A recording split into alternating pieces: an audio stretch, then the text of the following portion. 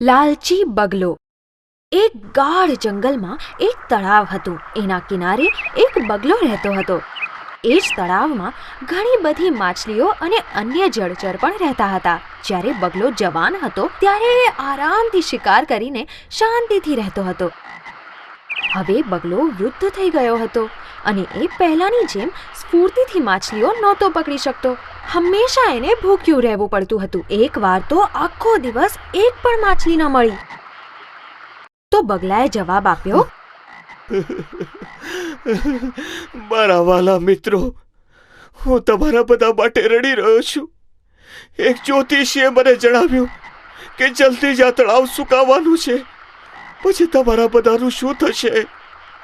હું પણ અહીં જન્મ્યો હતો અને તમારા બધાના મૃત્યુ માટે ખૂબ જ દુઃખી છું.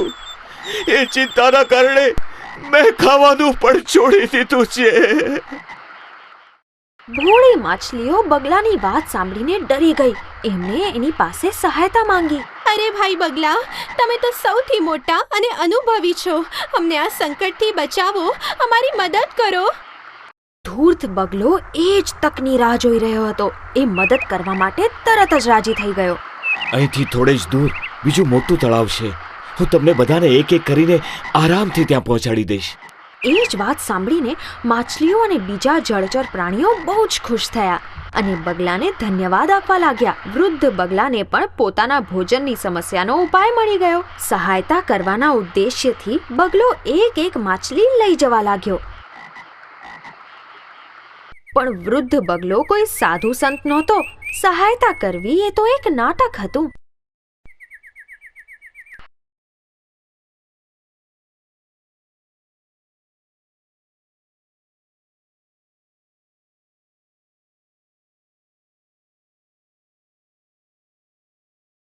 દિવસો એવી જ રીતે વીતવા લાગ્યા.